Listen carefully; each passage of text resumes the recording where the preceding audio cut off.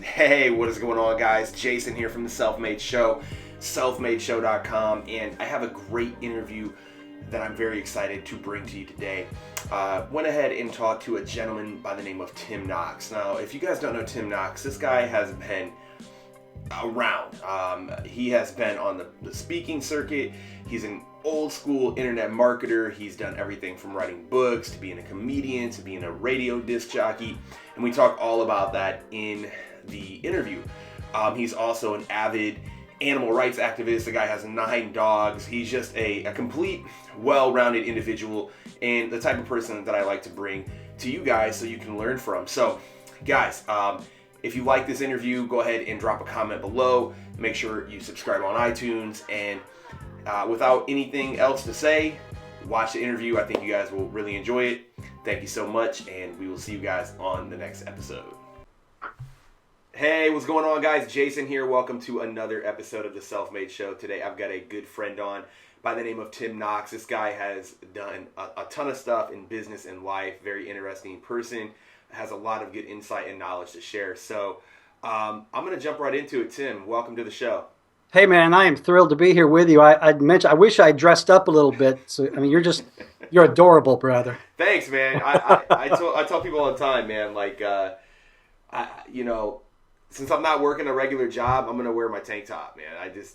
Hey, let me tell you something. I had somebody stop me one time, and I always wear black shirts and cowboy boots. That's my thing. And they told me, they said, well, you don't look like a successful entrepreneur. And I'm like, you don't understand. I've worked my ass off to be able to look like this and not care. Right, exactly. So you are obviously very successful, my friend. If success is measured by looking like a complete beach bum, then yes, I guess I've attained the high success level. But congratulations. Thank you, sir.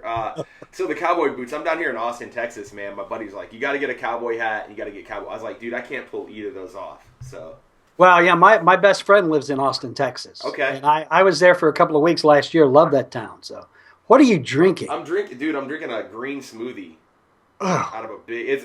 It's actually not bad. I've got a lot of spinach and kale in here. Dude, I went home to Indiana for 7 days and I ate like a complete train wreck. It was bad. I ate anything put in front of me. So I said, when I get back here, man, I've got to get some fruits and vegetables in my system. So good for you. Well, I'm kind of a health nut. I'm an old gym rat, but I can't drink anything green. It's just the color.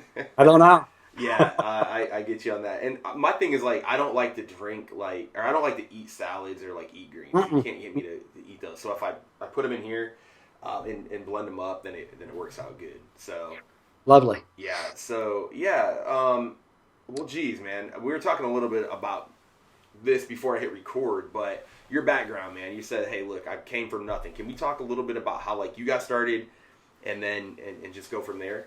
Oh yeah, sure. I'm in North Alabama, which is southern Tennessee, as we talked about.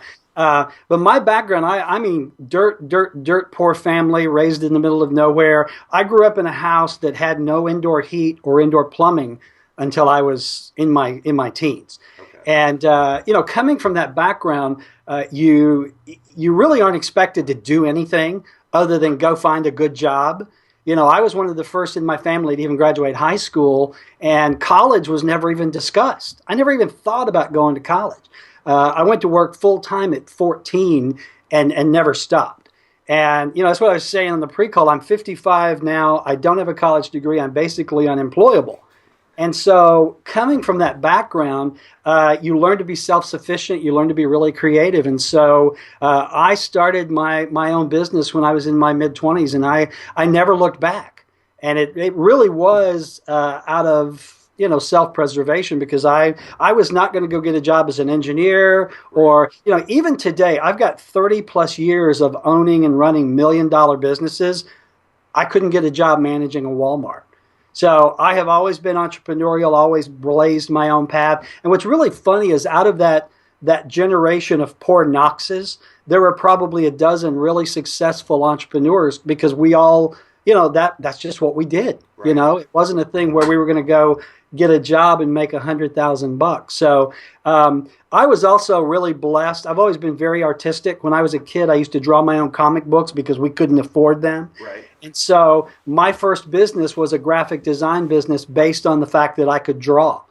And that was a successful business. And then the internet came around, and I'm like, okay, I'm designing brochures. Websites probably aren't much different. Right. And so I started the very first website design company in North Alabama, and it was just right place, right time. We got everybody's business, and that was a multi-million-dollar business we turned into eventually a software company.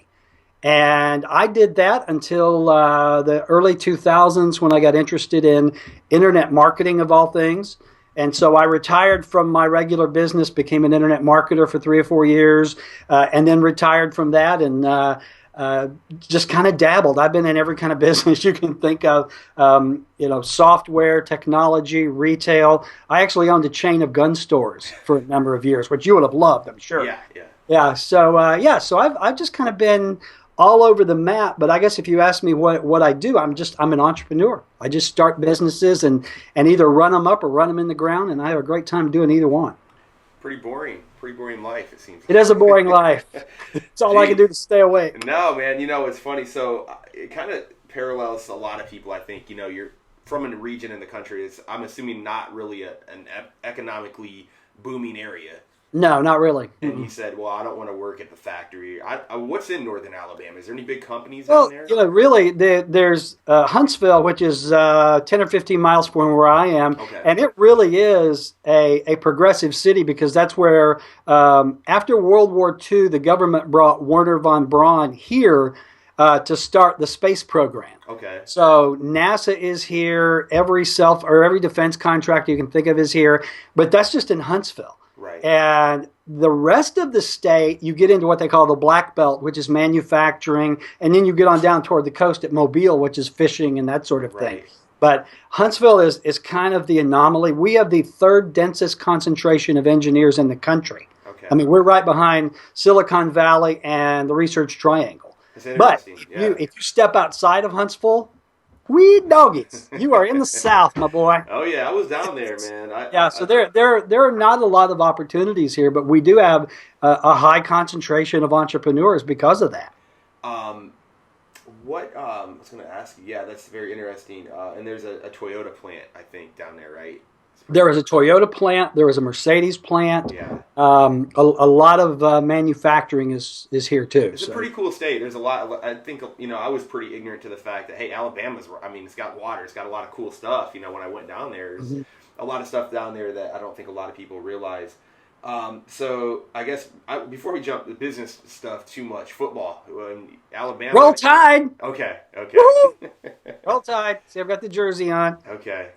Yes, You've been dominating college football for. Well, it really has. Here, and it's probably like that where you are. We've got the University of Alabama, and then we've got Auburn University. Okay. And so when you come into the state to establish residency, you have to pick a side. Oh yeah. There's no middle ground. Don't come here being for Tennessee. We'll kick your ass out of the state.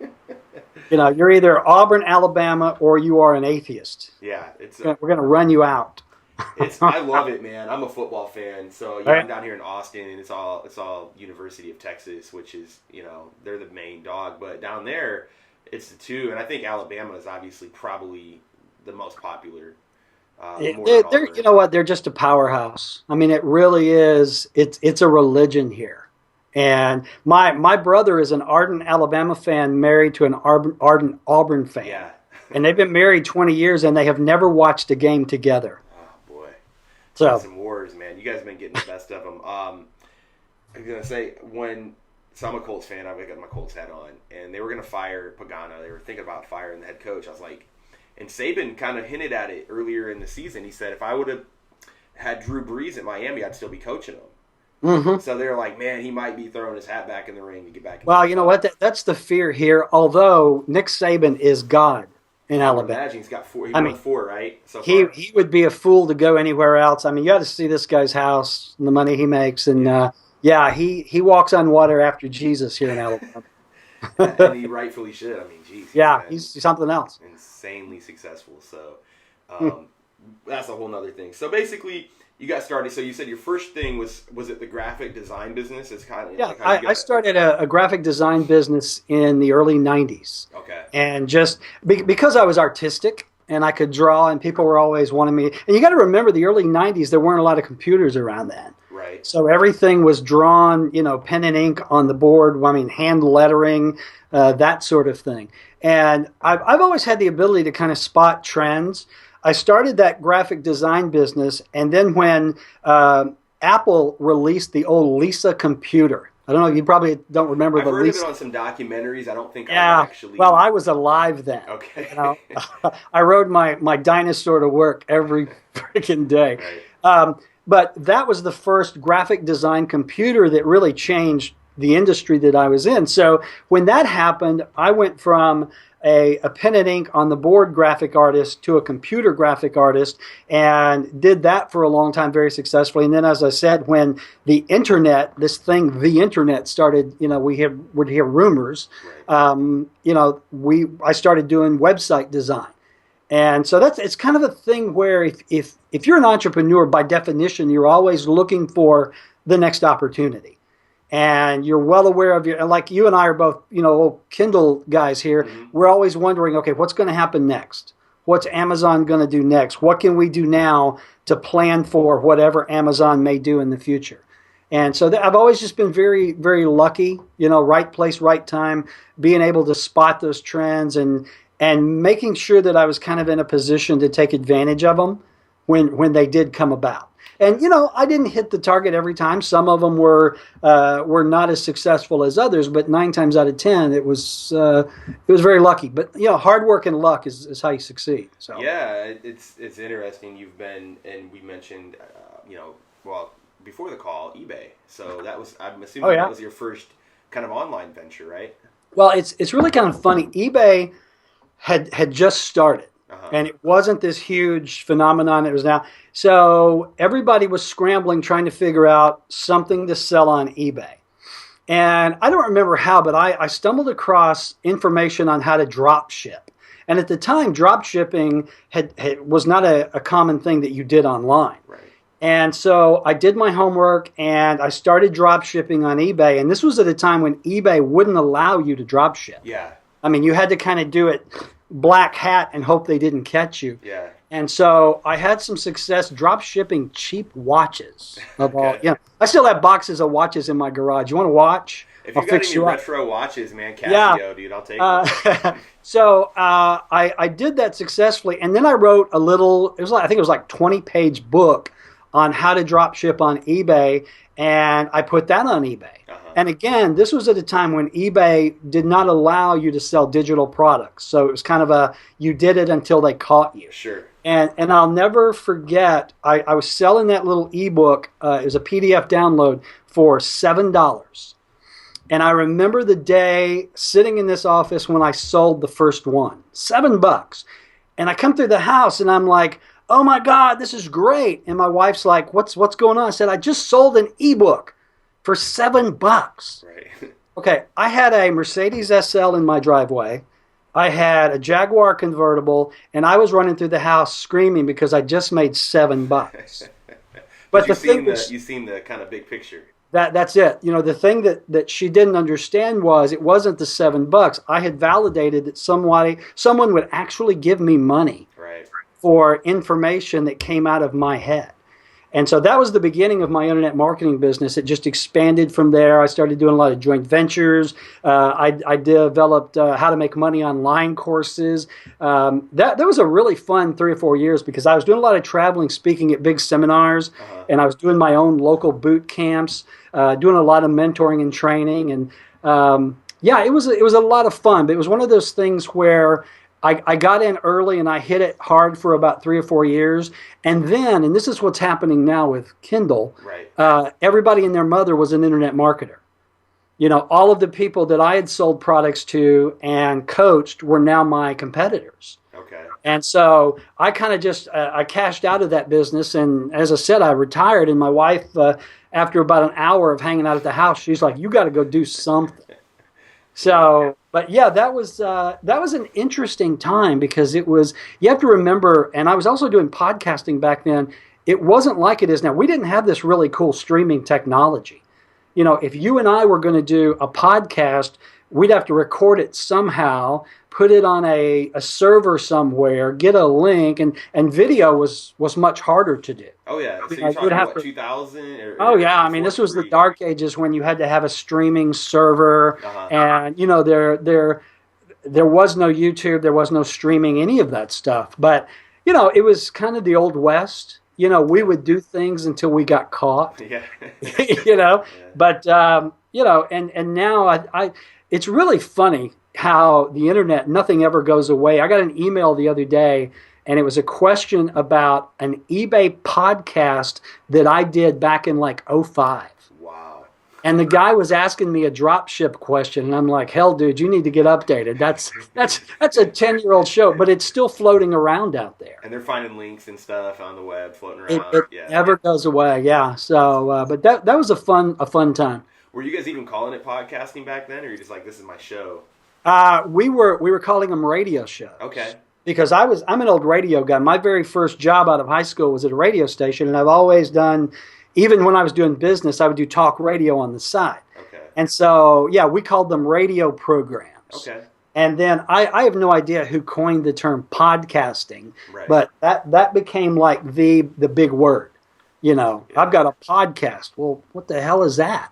Oh, it's a You do radio have- show. And you do have a podcast too, right? But you're kind of, it's on kind of semi, you're not doing a ton of new interviews, but can you talk a little bit about your podcast since we're kind of on that? Yeah. Yeah. The podcast that I have been doing is called Interviewing Authors, and kind of an interesting story there. Along with everything else I do, I'm an old writer, and I had a small business advice book published in '05 by Wiley and Sons. Okay. And I went the traditional route. I had been writing small business advice columns for Entrepreneur Magazine for 5 years. So I kind of took all of that, put it in a bundle, and created a book out of it. And it was a humorous business advice book called Everything I Know About Business I Learned from My Mama. Okay. And everything I do has that Southern humor. I used to do stand-up comedy, so I kind of balled it all together. But when I wanted to do that book, I went the traditional route. I found an agent. They went and sold it to a major publisher. I got a nice advance check. They took the book and did everything. Okay. So that was around '05. Well, a few years ago, I wrote a novel, and I wanted to get it published. And I'm like, hell, this is going to be easy. I've done this before. And it's not easy. I couldn't. It's a lot different doing a novel than doing a small business book. And so I couldn't get anyone interested in it. So I'm like, okay, well, how are these other authors doing this? And so I decided to just find them and ask them. Okay. And fortunately, there's a guy. You remember the book October Sky? Rocket Boys was the movie. I don't think I've heard of it. No. Yeah, well, it was a big book, and I think it was like Tobey Maguire's first movie back whenever. The guy who wrote that book lives here. Okay. And so through mutual acquaintances, I got him on the phone and just talked to him, and I'm really grilling him. And he's like, "Is this for a podcast?" Or I'm like, yes, it is. And so that really started it off. And I started I would find someone, best-selling author, contact their people. And I have, I think, 150 some odd interviews in the can. Wow. Interviewed everybody from, David Baldacci, Nelson DeMille, Larry Winget. I mean, some really major names. But the reason I started that was I just wanted to know how they did what they did. Right. How did you go from nobody, an author, to doing what you did? And it turned into this podcast, and it proved to be very, very popular. And that's what I was telling you. I was doing several a week, and then I cut back to one a week, and then one a month. And for the last, I think 3 months, it's kind of been on hiatus because I've been concentrating on other things. But it's, interviewingauthors.com. All the interviews are there. The podcast still gets a ton of downloads. And that's what I was saying. Once you get content online, like your YouTube stuff, right, shit, it'll be there years from now. That's what I like about podcasting and YouTube, and for anybody out here watching this, like, that stuff lives forever. Like, it does. Saying, like, you got a question from a thing that you did that was probably hard to find like 10 years ago. Right, it was, and that's the thing is, you just got to find the right person to ask. Yeah. And because and here's the thing, you're not the only person asking that question. And I think that's why the podcast was so popular. Was there were a lot of people out there who wanted to know the same things I wanted to know. Right. And I'm doing the same thing with Kindle now. I have a little YouTube channel going where I just really answer the most basic nuts and bolts question. And my catchphrase is, I answer the questions that you're too damn lazy to go find the answers to yourself. Yeah, yeah. And I'm getting some good traffic there, but it's just about bringing the content and bringing the knowledge. And it's a whole different world now technologically than it was years ago when I first started, but the want and the need are still the same. Yeah, and it's, like you said, it's about the content. Like, I think that's the most important thing. Like, if you're giving away good stuff and you're genuinely helping people, you're gonna make money. You're gonna make money. You're gonna meet some good friends. That's how I met you. Like, just basically, I put a YouTube video out, and I think that's how you found me, and we connected. And I wanted to say something. I seen your drawing on Facebook. You're like, I was on hold, and I drew this whole thing. I'm like, dang, man, this freaking guy. You got it there? Yeah. Well, what happens is when I'm on the phone, if I'm on like a conference call, I get really bored, and so I doodle. I don't know if you can see that. Oh yeah, who are those people? You know what? I call them my pen pals because they come out of my pen, and I don't know who the hell they are. One of them looked like Kurt Cobain, I thought. Yeah, that's who it was. Okay. Yeah. But it goes back to being an old artist. I can doodle and draw cartoons. Now, if I had to sit down and draw a picture of someone, I can't do it. Right. I can't do a portrait, but I can do a cartoon of someone who might look like someone you might know. You could be the guy, man, if the wheels fall off, you could be the guy at the amusement park doing those, like...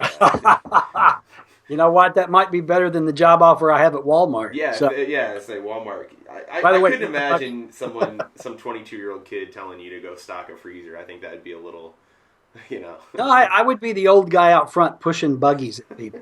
Here, take a buggy, fill it up, get the hell out. That's another thing from coming from Indiana to the South. You guys call them buggies down here, and They're buggies. We call them shopping. I don't know. So it's you call them shopping carts. Shopping carts, yeah. Oh, that's pretentious. It's not as cool as buggies. So man, what do you call Cokes up there? Pops. Call them pop. We call them pops. Yeah. See, down here, a Coke is it's not the brand. It's just a soft. I'll have a Coke. Yeah. Yeah.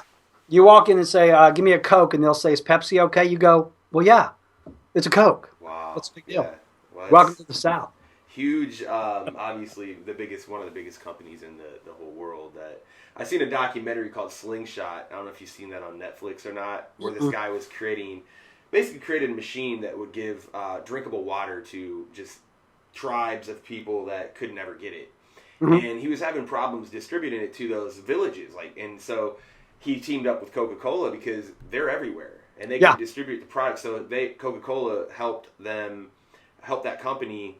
He's the guy who made the Segway, too, if you're familiar with that. Yeah, Dean Kamen? Yeah, Dean Kamen. So he came out with Slingshot. It's a really cool documentary, and they went ahead and got the stuff there. Coca-Cola helped. Without them, they wouldn't have been able to get their So stuff. now there's a Coca-Cola vending machine on every corner. Pretty much, man. He actually, as part of their thing, I don't know if you ever go to the restaurants where you do like the touch screen thing. He invented that. Yeah. So they're like, our kind of fountains are getting kind of outdated, so how can we update it? So now you can do like vanilla Coke and cherry Coke and all that stuff. So yeah, mix them all together. We used to call that a suicide. Remember? Yeah, pretty cool. Yeah, we do too. So nowadays you couldn't say that probably without getting. It's not politically correct. No, not at all. So, so where are we? So we. Man, you've done everything. So comedians, were you doing like stand-up comedy and stuff? I was, and it sounds like I was really disjointed, but it kind of all went together. Yeah. Because as I said, when I came out of high school, my dream was to be a disc jockey. That's all I ever wanted to be. And so I started working really early in radio stations here, and we had a local comedy club. And the radio station would do like a promotional night with the comedy club. Right. So I would go down and I would get up and I would host the show. And I started just writing jokes. And I'm kind of an old ham. And started doing stand-up. I used to open for Jeff Foxworthy. Okay. Worked a lot with Ron White, the redneck guys. Yeah. And but what I would do is I would do my businesses during the day to finance the fun stuff that I did at night. Yeah. And so, I was always at my business, but I had a radio show every Saturday for a long time. And then I started doing stand-up comedy, which led me to corporate speaking, which is what I do mostly now, is kind of travel around and, funny, motivational type stuff. That's cool. I like you mix the humor with the kind of business. I think that's the best way to Yep. learn, really, is to inject some humor into it. Because, if you're just up there with a PowerPoint presentation, people are falling asleep and they're just ready to. Yeah, there's nothing worse than a speaker with a PowerPoint. Yeah, exactly. One of my first jobs is actually, I was a remote technician for the radio station. So I'd set up the remote broadcast. And then I destroyed on accident a Hummer vehicle. They wanted me to wash it, and I got lazy. They wanted me to hand wash it in the winter in Indiana. They wanted me to take it to one of those ones where you spray it down, but I drove it through one of the thing, like a Mike's Car Wash or whatever we call them. Yeah. And it cracked the window and it scratched it all up, and that was like the end. The end of your career. I loved it too, man. I loved the radio thing. I loved getting out there, and it was pretty cool. But they pretty much didn't like that. So yeah, well, the thing about it is, with what I do now, it kind of all joins together. Yeah. Because I'm still writing as an author. I'm doing digital publishing, but I'm also still doing podcasting, doing video casting. Still doing speaking. So you would think they're very disjointed, but really it's not. Yeah. I have, the name of my company is Knox Media. And so that media includes all of the stuff, that I do, and it really is all kind of joined together. I've got dogs fighting in the floor. It's I know we talked. Yeah, I mean, you might be the only podcast guest that will have more dogs. This is Nacho. Nigel, say hi, Nacho. Nacho, hey buddy. He's like, what the hell? All right. I have 4 dogs in here, and they're usually really quiet, but Nacho and Sammy is now humping Nacho. This is not good. Stop it. It's all good, man. Nacho looks like he's enjoying it. That's the scary part. That's not good. I've got 3 dogs, and so you probably the only. You said you have 9 total. You do rescue. We do rescue. I started a rescue here 5 or 6 years ago, and with my niece, and we were rescuing all breed of dogs. And then my wife is a small dog lover. Okay. And so we started a second rescue, Madison Small Pups, and we only do small dogs. And so, yeah, I've got 9 of my own. And I think over the last 3 years, we've probably rescued and rehomed 400 dogs. Wow, so, I other than you, I like dogs much better than people. I don't know if you can see the cup. Yeah, I've seen that one. I mean, that pretty much sums it up. So, yeah, that's what now Nacho is humping Annie. Hey, kids. Sorry about that. Well, this might not be able to go on YouTube, man, with all this. I won't video it. No, it's all good. So you run you have 9. Are those dogs going to be sheltered to other people or given to other people? No, these are our personal dogs. Okay. Yeah, what we have always, because my wife was such a dog nut, have had multiple dogs. At one time we had 11 of our own. Okay. But now we're down to 9, and she says that's where we're going to stay. First cute little dog comes in, she'll keep it. So yeah, no, these are we don't have a facility. We do foster homes. Okay. So when we rescue a dog, they're usually in horrible shape. I mean, even the cute, like Nacho was one of the rescues. He was just, they're usually matted, infested with fleas. So we get them cleaned up, we get them vetted, we nurse them back to health, and really we're very picky about who adopts one of our dogs. Mm-hmm. We have an entire application process, and then my wife will Google your house. She will come visit you. I mean, she is really, really thorough because we're so particular about who we adopt our dogs out to. So yeah, you don't want them back in the same situation as a. Well, we don't, and we actually have a contract that if the new home, if something happens and they can no longer take care of the dog, they have to turn it back over to us. Okay. And so, people, dogs are just really one of the most abused, breeds of animals on the planet. And it's a damn shame. But, we do everything we can. And if you saw my food bill every month. I was going to ask you about that. Brother, I'm doing my part. Trust me. You are doing well online. If anybody ever doubts you, I'm supporting 9 dogs. So, I mean, that's pretty. Yeah, I do what I do to buy dog food. And I'm assuming you guys got a pretty big house out there, too, to We do. We've got a nice, sizable place. Yeah. We've got a really large backyard where the herd of dogs grazes. Our house is big enough that we actually section it off. the dogs have the bottom floor on one end where the Okay. den is, Okay. and the door to the backyard, and then my wife gets the rest of the house, and I get this You office. get the office up there. So You're slowly getting phased out. You're slowly. pretty soon I will be in a closet somewhere, selling books on Kindle. I actually moved my wife's office. We have a big walk-in closet, and she had all her desk and stuff in the bedroom. And I put her, I didn't put her. I don't want to say it like that, but I asked her very nicely to go move her desk into the walk-in closet because she never uses it anyway. Right. She runs an Etsy business, and she sometimes uses it, but I mean, it's just sitting there, and so yeah. But that's cool. I actually talked to a guy. His name is Mike, and he runs a business called Puppy Pipeline. Have you heard of them? I haven't. Well, they're cool. What they do is I think they're based in the South, and they take dogs from the South a lot, and they move them up to cities like Boston or Chicago that are kind of ninth hour, ready to be euthanized dogs. Right. And so this guy was really cool. I actually talked to him, so I think that's going to be one of my future kind of charitable things is to do something like that in the Midwest, because I probably eventually will be moving back to the Midwest. So, yeah, I mean, that was a really cool thing. So Puppy Pipeline was this guy's whole business model, and they save a lot of dogs every year. Well, we see that there's the I think it's the North Shore Animal League out of New York. They actually go all over the country rescuing dogs. Yeah. And in fact, Howard Stern, I don't know if you ever listen to Howard Stern, his wife is the head of it. And so they come down here, to Alabama every now and then and rescue dogs that would otherwise be put to sleep. Yeah, so that's cool. So Kindle, awkward segue, not awkward segue, just a segue, rough segue to Kindle. I'm kind of new at the podcast hosting thing, so I'm not like probably like you who's been growing up in the radio business, but I'm working my job, trying to get my chops here. So you jumped into Kindle.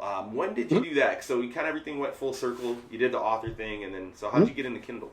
Well, it's one of those things. I wanted to learn how other people were doing that. Right. Again, I'm a writer, so I was putting my own books on Amazon and was doing pretty well. And then I noticed just one day I was bored and clicking around Amazon and I saw all of these books.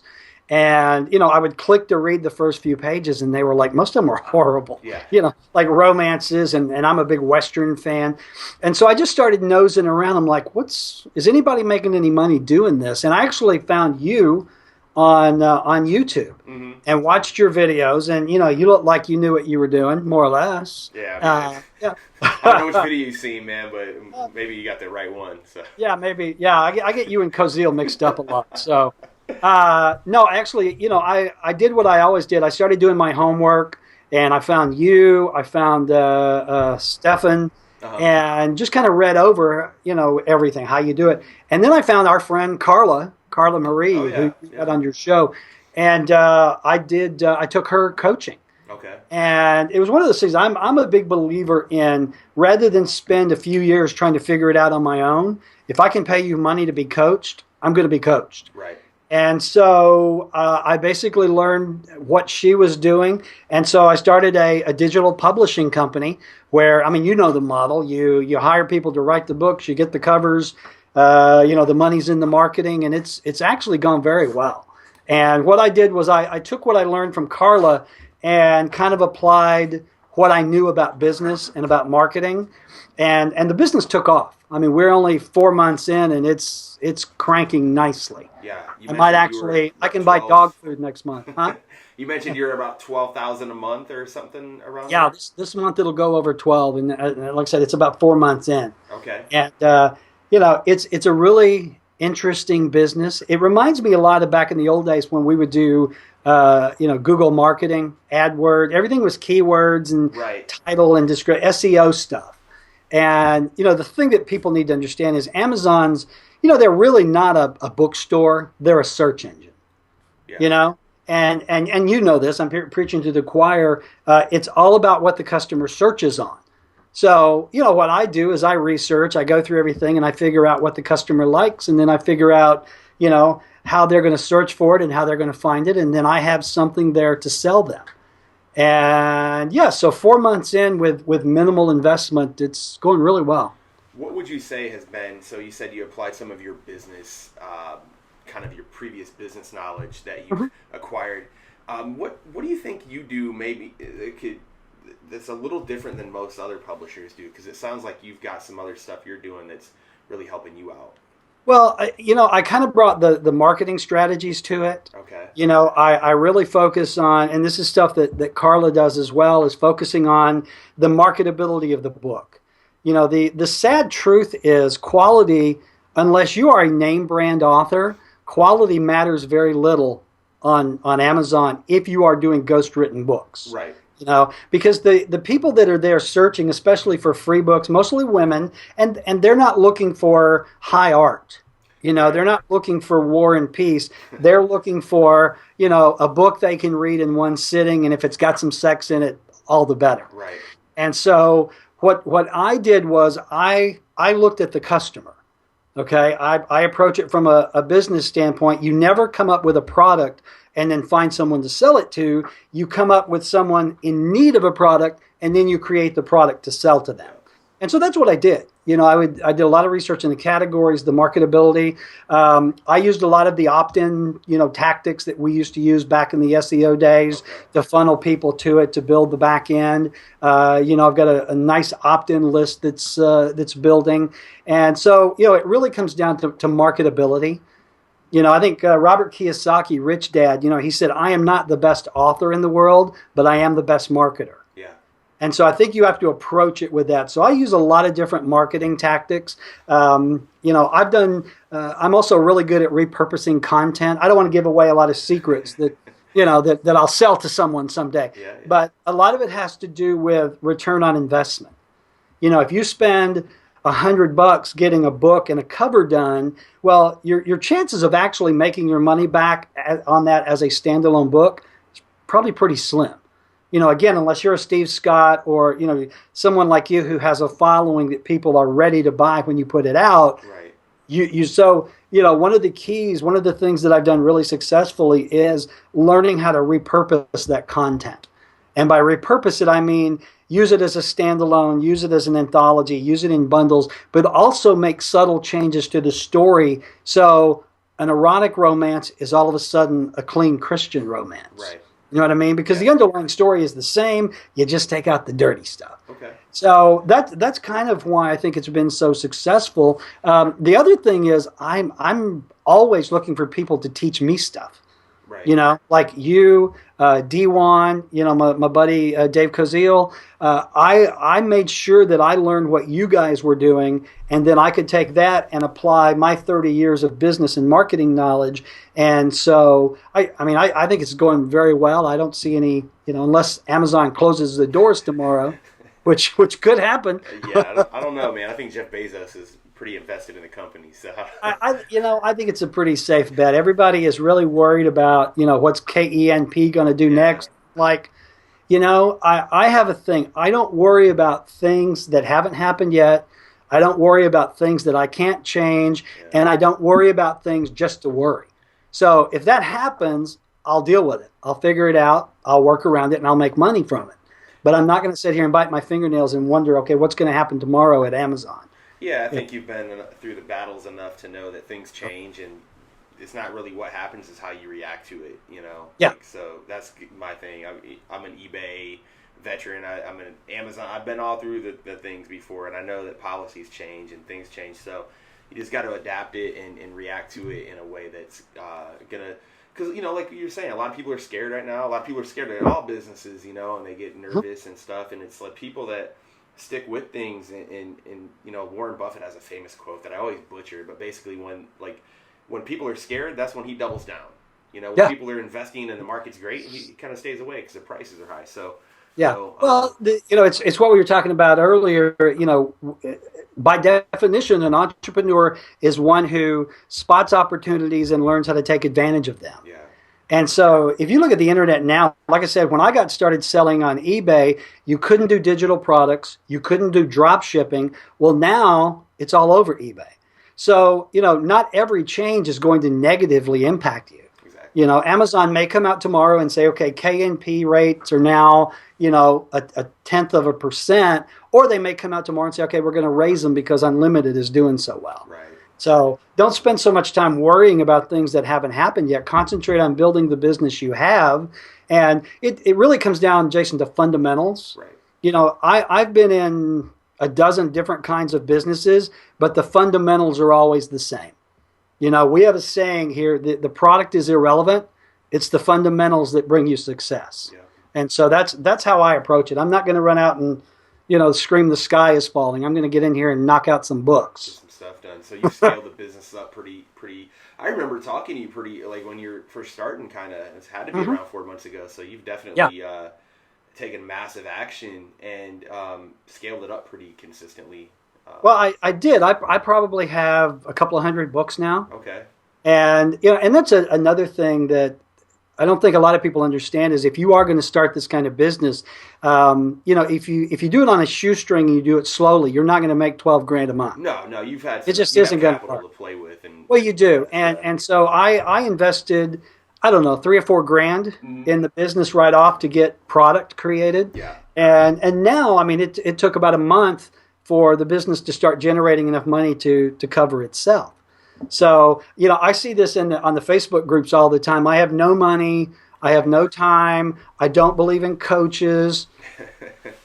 You can have that Walmart job that I was talking about. Yeah, I mean, you gotta invest in yourself, man. Like, I mean, if you can't invest for coaching or for a program or for anything, a couple $100, man. What do you say about your own personal worth? If you know what I mean? Like, if you, I mean, so that's kind of been my whole thing on it. So I have no problem. And you're obviously a student. It's like you said you're 55. It's like you're not a senior citizen, but you're not a spring chicken either. But you're still learning, and you're still humble enough to learn from people who might be younger than you or might be older than you. It doesn't really matter. Well, that's the thing. I mean, I am 55, and when I decided to start a digital publishing business, the very first thing I did was do a couple of months worth of research into it. Right. And find out, okay, what are the basics? What are the fundamentals? But who are the players? Right. Who are the people that are making money doing what I want to do?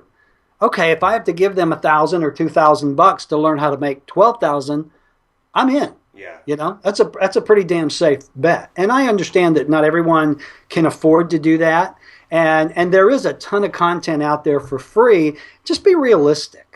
Don't come on the Facebook groups complaining because you haven't made any money yet and bashing people who do. That's what really gets me. I'll tell you a story. I was, back during the internet marketing days, I used to travel around the country speaking at a lot of internet marketing seminars. And the way that would work is they would invite us, all the top marketers in. We would get up on stage. We'd do an hour and a half of, advice, and then we would pitch whatever product that we were selling. Mm-hmm. And my product was a $2,400 coaching package. And I had a lady come up to me, I think it was in Dallas, Texas, and just cuss me out because I would not give her a $2,500 coaching package. Yeah. And so I have a very low tolerance for that sort of thing now. I mean, it may be expensive, but you have to consider coaching an investment. I mean, look at what I paid Carla to coach, and I'm not going to tell you how much it was. I made triple that my first month in. Right. So is it money well spent? Yeah. Exactly. Ty Lopez talks about, he's like, some people will be like, can you give me your course? And he says, well, what can you give me that's worth, I think it's like a couple $100 for his basic course. He's like, what do you have to give me for $200? What have you given me for $200? And guys like you and I, and there's just a lot of people out there. I mean, you got a bunch of free content on your YouTube channel, and that's worth money. That's it potentially. And so it's like, so that's, and I don't want to go off on a tangent because we'd be here for a while, but, and I understand, people, have budgets and they have money, but like, you didn't start with the damn thing. When you were, you started with no electricity, basically, back in, no bathrooms or anything. Yeah, you had electricity, but you know what I mean, right? So, the point of the matter is, man, like, there's always someone that's had less than you that's done more than you, and so, and that's how I always look at it. There's always somebody out there that has started with nothing and has done really well. And so if you have to invest in coaching or programs is definitely a worthwhile investment if you take the action like you did. I mean, hell, you got 200 books. You know, I mean, you've done a ton of action, you've done a ton of scaling, and it is paying off. And so, where do you go from here as far as your Kindle? Like, are you going to keep going hardcore into the book production, or? I am, because I approach this as a business. Right. Knox Media Digital Publishing. Right. And so, where I am is it's time for me to start looking for help. The dreaded VAs, which I really hate, because I love doing everything myself. Yeah. It's really kind of funny. I hear, all of these young guys get on here and they're like, I want to start a business, and then I want to find someone else to do it for me as quickly as I can. Exactly. And it comes out, how many hours a week are you working? I work a lot because I love it. This is what I do. So up until this point, believe it or not, I've kind of done everything on my own. But I'm at a point now where I either have to duplicate my effort or clone myself, or the business will stagnate, because there's only so much to do. So where I am now is in the interviewing VA stages and looking to farm some of this stuff out. But again, I do everything as a business. Yeah. And so, a year from now, I will probably, have 3 or 4 employees who are working for me full time, just doing this. And, I anticipate continually, I publish typically 5 new books a week, and anywhere from 20 to 30 collections every couple of weeks. Okay. So I'm just going to ramp it up and keep doing it. I'll probably do more coaching. We were talking about coaching earlier. I love to coach. I love to mentor. You and I, we were talking earlier about Dave Koziel. I love Koziel. I'm trying to get him to move here and marry my youngest daughter. He's just, and I'm kind of his old fart mentor on some of the stuff that he's doing. And, it's just his enthusiasm is just, infectious. So I'll probably start doing more coaching. I'm doing some Kindle coaching now, but I'll probably start doing more of that. I'll probably, like everybody, look at a course, but I don't want to rehash the same information they can get from everybody else. Right. If I do a course, it is going to be more entrepreneurially based. Okay. Meaning I'll teach you how to do this business, but I'll also teach you how to do business in general. And if folks want to find your coaching, I know timknox.com. That's TIMKNOX.com, right? Yep. Just go there, click on the contact link. The podcast is interviewingauthors.com, and you can find the YouTube stuff. Just go to YouTube and type in my name. Cool. So I'll have to talk to Koziel to get him down there and see if he can't work his magic. I told him, I said, you're always talking about you need to go date. I've got this gorgeous 20-year-old here, and of course, if she heard. Yep, you there, Tim? Yeah, can you hear me? Yeah. So what were you saying? I think the last part cut out a little bit. Oh, I was just saying, Koziel's always talking on his podcast about he wants to date more. Right. And I'm like, hey, I've got this beautiful 20-year-old girl here. Of course, if she heard that, she'd kill me. She's like, Daddy, don't be whoring me out. Well, here's the thing. So we know Koziel's a pretty good guy. I think I know he's a good guy. But if he did something, you don't want to kill Dave Koziel if he does something stupid, right? You don't have to shoot Dave. Because you ran a gun store. I'm sure you got a couple guns down there. So I do it, yeah. Well, Koziel's a dude. He's going to do something stupid. He's going to do something dumb. But Dave, if you're watching this, we don't want to. I'm just trying to make sure, because I've been in the game for a little bit, and, I'm married and stuff. So just want to make sure Dave doesn't get shot or killed or anything like that. So. He'll be okay. Well, see, that's why I work out so much. I've got these big muscles just in case some guy comes that I need to, if I can't shoot you, I can kick your ass. So. See, I'm lucky I have one son, and I think I'm shutting it down at that point. So. Well, see, I have 2 girls. Okay. And I actually ran into an old girlfriend of mine at the grocery store. Okay. And this was like 30 years after the fact, right? Uh-huh. And she said, hey, how's it going with you? And I told her, I said, well, I've got 2 daughters. Mm-hmm. And she goes, oh, you deserve daughters. Yeah. Yeah. So what are you going to do? But it's all good, man. You obviously raised them right and stuff like that. So that's all what it's about. Yeah. They are. My oldest daughter is, she's an entrepreneur. She flips houses for a living. Okay. My youngest daughter is a junior in college, going to be an accountant. So I've got to make some money to put her to work, counting. All right, Dave. You got the invitation, man. Don't mess it up. There you go, Cozio. Come on, man. So what else, man? Is there anything else we want to talk about? We covered a lot. I really, I knew a lot about you, man. But geez, it's like every time I have someone on, there's always something new that you find out that's really cool. So Yeah, no, I'm just having a good time. It really is like I've been away for 5 or 6 years. right. I've been offline. And so to come back and, the technology has changed, the landscape has changed, and there's a whole new crop of guys, you and, D1 and Dave and a lot of the others. I'm just having a really good time, getting to know you guys and figuring out what you're doing and, figuring out ways that we can work together. And, it's really fun. It's almost like a second coming here on the internet. I like it, yeah, man. You've been in it, got out, get back in, and you got to meet me, man. And that's been my dream for longer than you can imagine. I wanted to meet you since you were doing this in your attic.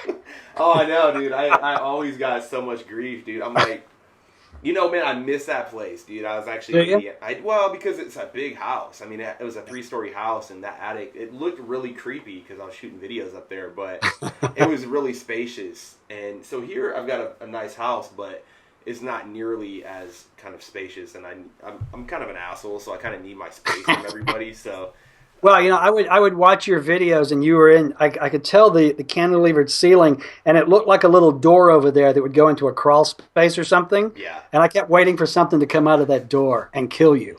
Man, quick. You know what's messed up about this whole thing is when I moved in, my realtor who sold me the house is like, by the way, if you look in the newspaper, the person who lived here before killed themselves.